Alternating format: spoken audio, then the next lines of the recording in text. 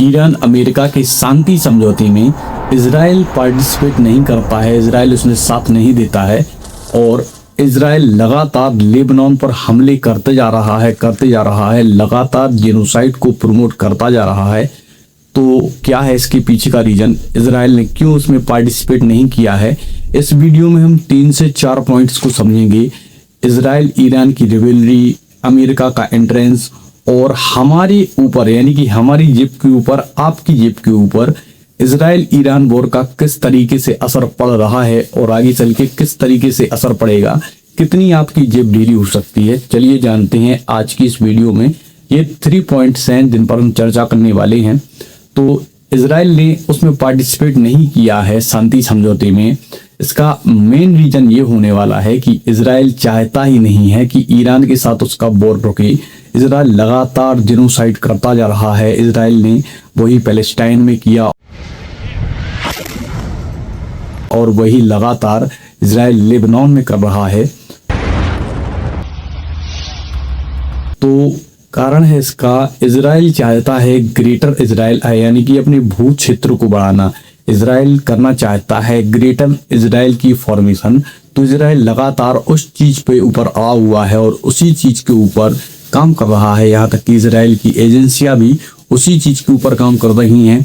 Israel के जो नागरिक हैं, इजराइल के लोगों के मन में इतना ज्यादा कंप्रेस्ड कर दिया गया है, एंटी ईरान इतना ज्यादा कम कर दिया गया है कि वो ईरानी लोगों को, आपने कई वीडियोस में लिखा होगा, शॉर्ट वीडियोस में, कि जो इजराइल के सिटीजन्स हैं वो ईरान में जाकर और पैलेस्टाइन में जाकर वहां के लोगों को मार रहे हैं, तोड़ फोड़ कर रहे हैं।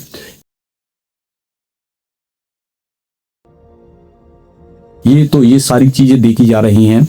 और इसके बाद अमेरिका का एंट्रेंस क्यों होता है, तो अमेरिका अपना जो है पेट्रोल डॉलर को बैलेंस रखना चाहता है। यानी कि अमेरिका चाहता है कि जो भी एनर्जी, पेट्रोल, डीजल, जो भी इंपोर्ट एक्सपोर्ट होता है वो पेट्रोल डॉलर में हो। अगर वो पेट्रोल डॉलर में नहीं होगा, अगर अदर कंट्री की करेंसी में वो स्टार्ट हो जाता है, तो उससे अमेरिका की पेट्रोल डॉलर की वैल्यू कम हो जाएगी, यानी कि डिक्रीज हो जाएगी। तो इस कारण से अमेरिका ना चाहते हुए भी इन सब चीज़ों में फंसा हुआ है और अमेरिका इसी की वजह से ईरान पर लगातार हमले पर हमले करता जा रहा है, ताकि ईरान में जो भी इंपोर्ट एक्सपोर्ट हो वो डॉलर में हो, यानी पेट्रोल डॉलर में हो। तो अब ये 2 चीज हमने आपको समझा दी। तीसरी चीज कि आपकी जेब पर इसका क्या असर पड़ेगा और किस तरीके से अफेक्ट करेगा हमारे ऊपर। अगर हमारे यहाँ पेट्रोल डीजल नहीं आता है तो मेन ट्रांसपोर्टेशन बढ़ जाएगा और ट्रांसपोर्टेशन बढ़ने से चीज़ों का महंगा होना ये तय है, लगभग तय है, ये हर व्यक्ति जानता है। और दूसरी बात, जो अदर इंडस्ट्रीज हैं, प्लास्टिक मटेरियल्स वगैरह, सिंथेटिक मटेरियल्स वगैरह, जो ये हैं हमारे यहाँ कतर से आते हैं। 50% इम्पोर्ट हम इसका कतर से करते हैं। तो उसकी वजह से प्लास्टिक मटेरियल्स के रेट जो है बढ़ेंगे। तो इसकी वजह से भी हमारी जेब पर लगभग इसका असर पड़ने वाला है। और क्या सॉल्यूशन है इस पर, ईरान पहले से ही स्ट्रेट ऑफ हॉर्मुज पे कब्जा किए हुए बैठा है। वो वहां से किसी भी शिप को पास करने का चार्ज ले रहा है, या फिर जो उसके एली हैं उनको ही निकलने की परमिशन दे रहा है उस स्ट्रेट से। तो ईरान ने अभी तक कुछ क्लियर नहीं कहा है। ईरान पैसे चार्ज कर रहा है वहां से पास थ्रू होने के।